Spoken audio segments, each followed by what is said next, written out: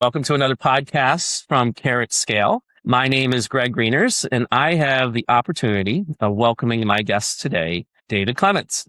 He is the managing partner of Centrix Healthcare Investment Company, as well as he has a consulting business where he is a strategic advisor for corporate strategy. So in this episode, we will have the opportunity to walk through his story, which, David, as we are here together, welcome and appreciate you being here. Thank you. So you have quite a story of your professional roadmap, and we're going to kind of talk through where it started, where it's gone through, and then where you are today.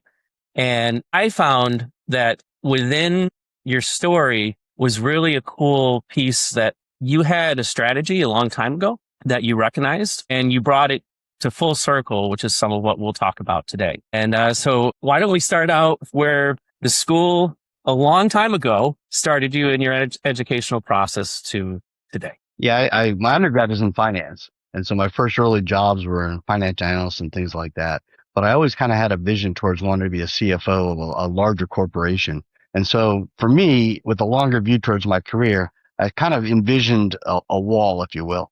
Kind of said, when you hang up your cleats and you've done everything you want to do, what is that wall going to look like? And so that put me kind of on the strategy you referred to of, okay, what bricks do you need in the wall? And those skills represent each brick. And so from that point early on in my career, I became a CPA. I went to the University of Virginia Contract Law program, went to the Duke Leadership program, and just started building skills that put me in a position where I could ultimately become a CFO of a large organization. And you mentioned just a few things in there that were points that you knew by attending leadership courses at Duke. I mean, prestigious university for sure. How did that come about where you knew from others which courses to participate in? I mean, was there a mentor that you had? Well, actually, I was with an energy company at the time, and they had a program with Duke University through the Duke Leadership Program. And so they're the ones who sponsored me to put into it. They saw me as a leader in the organization. At the time, I was in their strategic planning office, primarily focused on M&A investitures, and they saw that as a good skill for me to have and sent me and a few others through the program. And it was a great feather in your cap to have.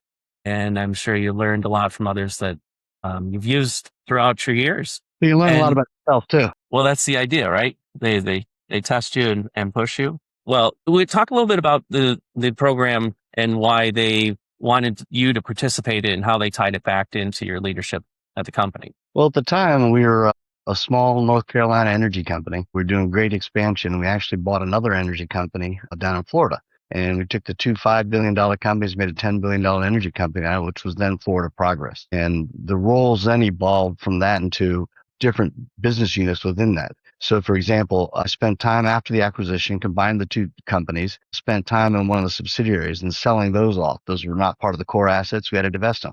But we had one asset in particular that because we were an energy company, we couldn't retain. We had to stay within our core business, and that was in the rail business. And so for about a year, they asked me, if I'd go be the CFO of the rail business. And ironically, I said, no, I don't want to go do that. Finally, my wife, with her wisdom, said, this is a $1.3 billion company. It's in all of North America. It's in Canada, Mexico, throughout the United States. And if it was in your backyard, would you take the job? And with that, I took the job and became the CFO of a $1.4 billion company throughout North America. The transition to CFO, I'm always kind of curious because you're CPA, you're trained within the numbers, as they say, right? But CFO, that hat is a very different requirement for what the expectations are associated with it, especially when you're talking about transition where it was acquired. Tell me a little bit about being a CFO. It's interesting. You're hitting on a very good point because part of why I was asked to be the CFO, it was because it was an organization we ultimately wanted to divest, but it didn't have good accounting systems. It didn't have infrastructure, didn't have good IT. And so at the time, what they needed was someone that could organize, restructure, build the organization to put it in a position to ultimately, what we did do was ultimately take it public. And so you're right. Originally, I think the role was more of the accounting, get it current in audits, get his financial systems in place, get his operating systems in place. But then ultimately it did lead to what you would think of a more traditional CFO because we did take it public with a public debt offering and then ultimately spun it off to what was then One Equity, part of Bank One. Jumping ahead a little bit, but I do want to touch on that a little more extensively because you have consulting as well. And I think firms, what you just described is a need that is temporary for a lot of groups. And they might not have the expertise within their own firm to walk through that process. So now with your experience that you've gone through it, maybe just describe a little bit more why bringing in a third party asset such as a consultant would be of value as opposed to attempting to do it yourself. Yeah, there's definitely a market of those organizations that are kind of mid-sized that are going through a growth spurt. They're not quite where they can have a person that may have all the skills and background that I may have. And so that short-term gap to help them mature, help them mentor their leadership, to help prepare them for growth and to scale their organization is generally where I find I can help companies. Right now, I believe there's a lot of venture capital dollars out there, as well as the private equity dollars that have been sitting on the sidelines for a bit, for global reasons, for local reasons. We could get into another conversation about that. But connecting those dollars into the acquisition mode or how you've presented that in the past, explain a little bit about why the value is within your opportunity to consult for them as opposed to just not having the knowledge of the market. Well, I certainly think positioning a company that may be contemplating going through some additional equity investment, positioning them so they can maximize their value. I think that's where I can help. Having gone through transactions, having been acquired, having done acquisitions, having raised capital, I think those are areas I can help guide and get them the best presentation they can have to ultimately drive their value. Dollars and value. That would be well said. Most of them want to see what EBITDA is going to return on a multiplier. So that's I mean, the irony of it all is I've also got a heavy background in operations. So when I did migrate to healthcare, I was senior vice president of operations for a large healthcare company. And so I think when you kind of combine my background in finance, traditional, combine it with my migration towards healthcare and operations, and then also becoming a strategy officer for a large healthcare company, I think that's where the combination of all those skills, finance, operations, strategy, kind of come together. And to your point, I think that's where there's value for smaller organizations that may not be able to get a person with quite that background, and I can help mature the organization and bring them to the next level. Couple of other conversations, and it wasn't just a organization. There was about 10,000 people a day that were going through facilities. I mean, it was pretty good size firm that you were responsible for operations in. Well, actually, I probably should do this in a more sequential manner. I was CFO for the hospital division of a large publicly traded company. I migrated from that into senior vice president of operations, where I learned healthcare operations, and ultimately became their chief strategy officer. After doing that for several years and growing the company exponentially, I then had an opportunity to become the CEO, which is what you're referring to, of a home health, hospice, and palliative care organization. And that company, you're right, did see about 10,000 patients a day between hospice, palliative care, and home care. Thank you for sequentially rolling through that, because I look at people's experience and the time that their careers move through, and that's why I do make this about individual stories, because this is David's story in that sense. You're one block built upon the foundation to the next block. And although people want the quick and easy scenario of how to figure out how they're getting to the next step, you've lived a lot of that. And that experience can only come about through life and winning and losing. And I wish every scenario, I'm sure, didn't bat 1,000%. They didn't make it through that process. And that's to your value of who the next group would use your services or whoever else you could participate in. But it's funny you say that, because as I mentioned early on, I always wanted to be a CFO of a large company. And when I was with the publicly traded healthcare company, that came to me and said, we'd like you to go in operations. And being a CPA and having a heavy finance background, at first I was like, no, that doesn't fit my skill set. But then, I had a wise partner at a public accounting training firm. He said, every finance guy wants to get in operations. They're presenting you that opportunity. Why would you not do it? And I took it, and I loved operations from that point forward. And that ultimately led to me becoming a CEO, which if you go back when I originally talked, that really wasn't on my vision. So the opportunity to become a senior vice president of operations, chief strategy officer, and then ultimately CEO, it is where the convolutions of all those things kind of came together. Yeah, that is, operations is almost a key. COO, CFO.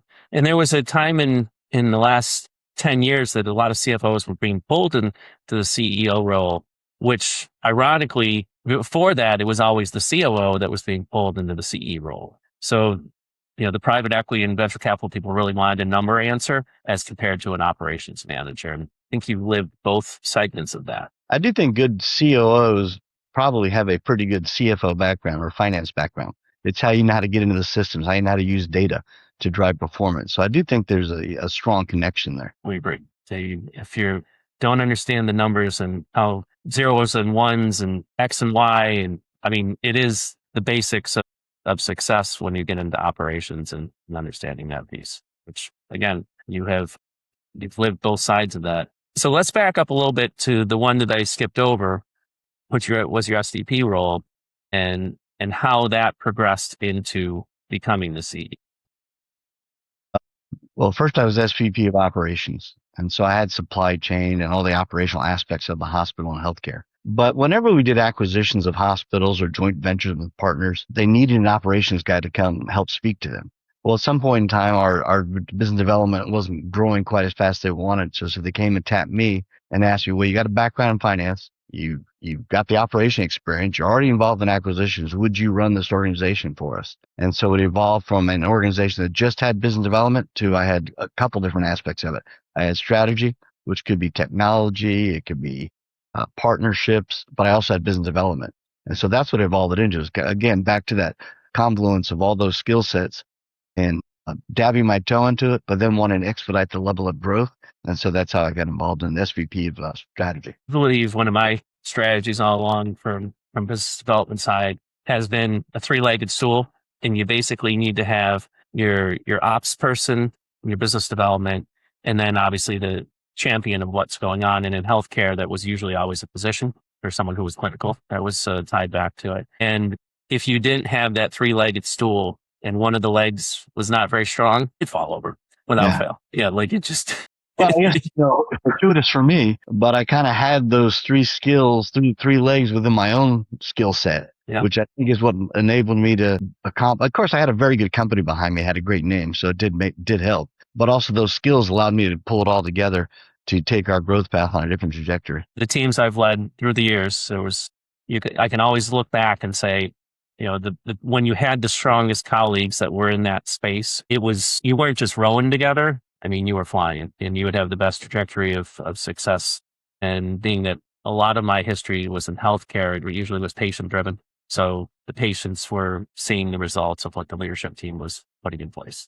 Yeah. Yeah. And so that leadership team that you were part of continued to progress from the energy segment over into healthcare. Now, healthcare in particular, you went from different industries as well. Talk a little bit about where you started in one industry and then how you went into the next. Yeah, I started my career with in the hospital side of the business, post-acute hospitals. We had hospitals throughout the United States, and I started as the CFO for that, and then migrated to where we became more of a post-acute company. We had home health and hospice, and that evolved into my chief strategy officer role. And then when I took my last job before the fund, I was CEO, and that was in the home space. And I partly migrated there because healthcare is migrating more towards the home, the acuity level, the shorter length of stays in the hospital, things like that were driving it. And I could see the demand increasing for home care. And so I became the CEO of a hospice, home health, and palliative care company.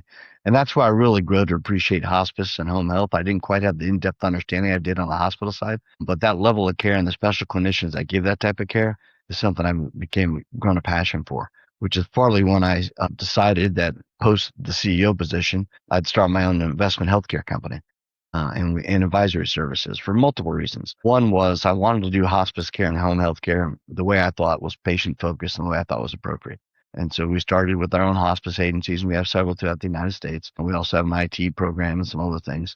But it also allowed me to mentor the folks that were bringing up our agencies and help them develop. And that's where I got more into, with my background at this point in my career, I can be help to others in terms of being a mentor or coach. And so with the fund as a background, that's enabled to be more of an advisor to all organizations that are going through the same level of growth. This is part of the reason why Carrot Scale podcasts happen. I just more of a personal side of the story, but I think I'd mentioned to you that my mother-in-law had gone through a tremendous battle with pancreatic cancer. And through that process, palliative care and hospice were wrapped into, back and forth. And it really targeted, even being in healthcare and working with physicians for the past 20 years, how there's a need within that. And you're absolutely right that as technology continues to come further online and more people have cell phones and can do video real time and so on, that it's moving into homes, which is good because it's the cost center associated with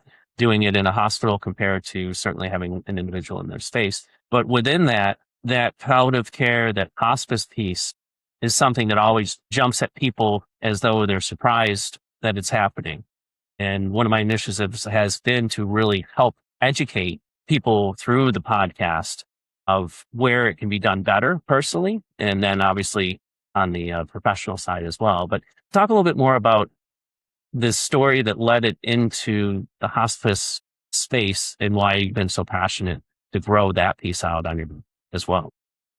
When and this is probably true of most people, when they think of hospice, they think of the patient focused, and it is. But there's really three legs of hospice. There's the patient care and but there's also the aspect of managing and helping the family, assisting the family towards the new norm. And I think that's a piece that gets lost a lot. And I understand why, because that's a tough time. Having personally had my mother just recently in hospice, I understand. But hospice is probably one of the most misunderstood healthcare benefits I think people could really appreciate. It has a social aspect, helping the family adjust, has a bereavement aspect, and of course it has the aspect of comforting the patient. And so I think when people appreciate and understanding that it is a service that's there for people at a tough point in their life, helping manage and enjoying whatever days may be left, I think that's where hospice meets a really good value to these patients and the communities it serves. And we are in a stage of the country where the baby boomers are certainly a lot of them. And the stigma around hospice and just how to utilize it correctly. And unfortunately, the fraud that ties back into it is we're seeing it prevalent across many states, if not all the states. But there's such a gray area that without strong leadership, without the right scenario for what is happening, it can really, really go sideways in a hurry. And hospice has varying lengths of stay. I mean, it really depends on the acuity of the patient and what their diagnosis is. And I think, unfortunately, sometimes, not just for the cost, but for the patient, they identify hospice as a option for a patient too late, and they're not on it long enough to enjoy their family and enjoy whatever life they may have left. And so I think recognizing the right time and the appropriate use of hospice is very important for the patient and the family. Absolutely. And state over state, it's different, whether it's physical facilities, whether it's in-home, whether it's, there's just so much transition gray area that if you're not fully engaged in what it is, and let alone at the time frames that it's happening, it really becomes overwhelming very quickly. Which is why, back to the mentoring part that you brought up as you were explaining a few minutes ago, you're able to speak to that a lot more to your colleagues now than probably previously because of not only your experience, but life. Yeah. I mean, obviously I experienced it as CEO and saw the care a clinician gave and really appreciated it. It was a different perspective when you're on the other side of it, but it really makes you appreciate what good hospice care is and what it can mean for a patient, as well as for home health and recovering patients back to the community. But when you're on the other side of it, to your point, you definitely have a different perspective of that. Yeah. It's legitimately why we're here today. After all of the years in it, it's the one piece that specifically veterans in our country that have every right to access that I just don't think they're aware of. And if they don't, how do we help the family or spouse know what they can get? So yeah, the hospice piece is, I'm glad to hear your organization and you're mentoring through a lot of that piece of it. So let's talk a little bit more about those sites in the states that you're currently doing business in. Have you found that you specifically pick certain states? Do you specifically pick certain areas where you have your facilities? Like how did that progress in time as you were leading what the organization was going to do? Yeah, our approach was a little different. We picked markets where we knew people that had experience in the hospice space or home health care, but were aligned with our values. They were aligned with how we receive patient care. They're aligned with how an organization should run. And so where there were teams that we knew shared our values and felt could be successful with us, that's where we invested. So the sites that you were going to see if you were going to invest in, how were they?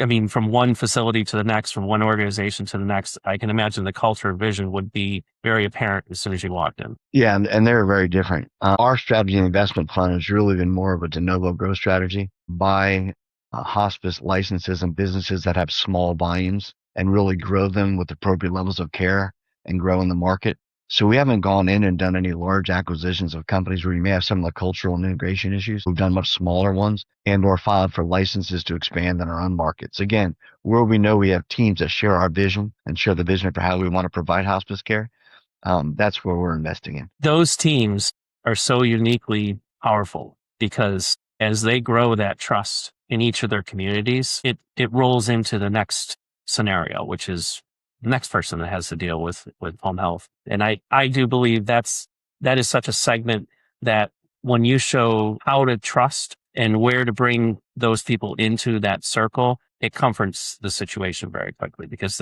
where do you go?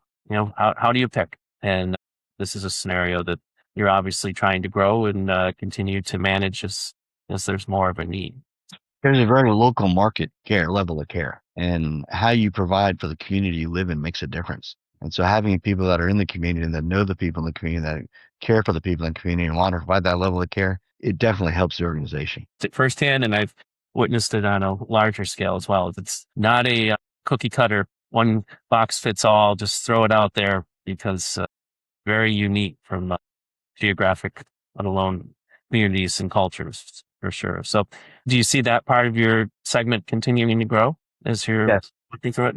Yes, we continue to look for opportunities. And there's some other states and other teams that we'd like to invest in. And we'd certainly welcome discussion with anybody that'd like to invest in it with us. In the markets, they may have an opportunity. We have all the back office. We have the system set up, the infrastructure set up. So we're poised to grow, but we want to do it smart and methodically. I have experience in the past where some want to get in, just buy everything and integrate. And that's tough to do in this space. I'm not sure that works in this space. So we'll do it slow and methodically, but we will grow. Looking forward to hearing more about how that happens. So with all this background and experience, you're really rolled that into what is becoming a strategic advisor, consulting along those lines. How do you feel that this short, brief conversation about, quite frankly, your life ties into why, someone in some of the people that you're already engaging in or providing consulting opportunities?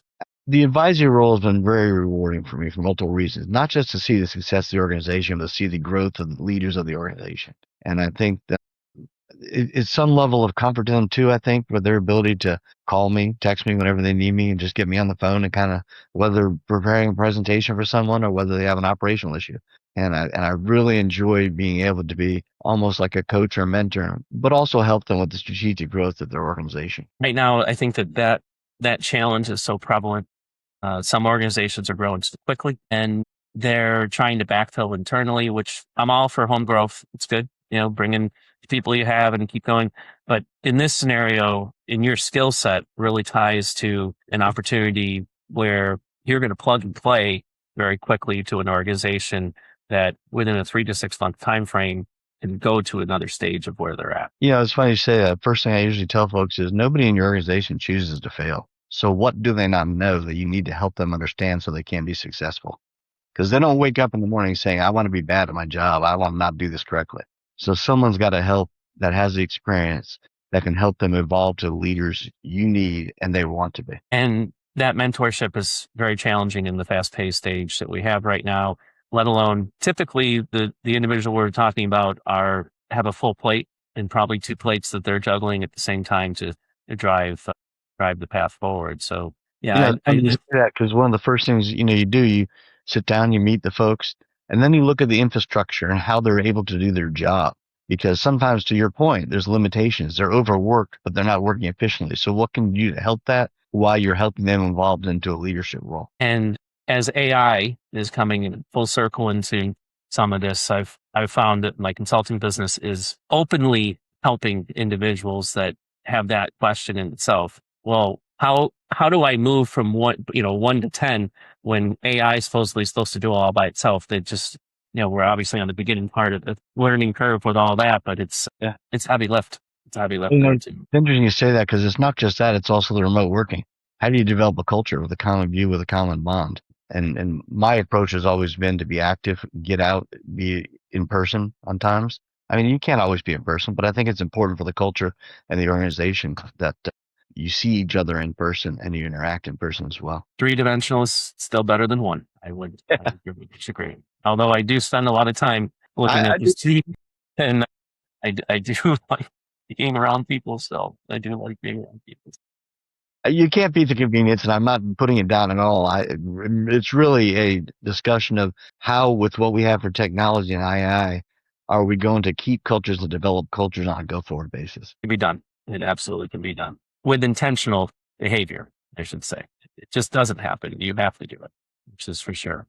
Well, believe it or not, we are at the close of what this podcast time frame is. And it's been really interesting to learn so much about you, David, and your story and how it's come about. And I always ask at the end if there's anything that we didn't talk to or that we missed or that you just wanted to reiterate. I would certainly welcome it here. Yeah, as I look back at things, I consider myself pretty blessed to have gone through and gotten all that experience, gone through large organizations, led large organizations, but now being in a position to give back and help other organizations see some of the same success I've had, whether it be in operations, whether it be in finance, whether it be CEO and leadership roles or strategy. And I think it's been a blessing to be able to take all those skills that I used to work hard at large corporations and smaller corporations and be able to give back to organizations that needs that level of skill, but maybe aren't in a position yet to do that. That's been very rewarding. Listening to how rewarding it has been, I would completely agree. And to that point, I hope that we can have more conversation about where the stories in front of you will be developed because of the story that we just had. And I think that'd be another good podcast and another episode for us to record. Sounds great. Thank you for your time. And let's do this again in the future. Okay. Bye-bye.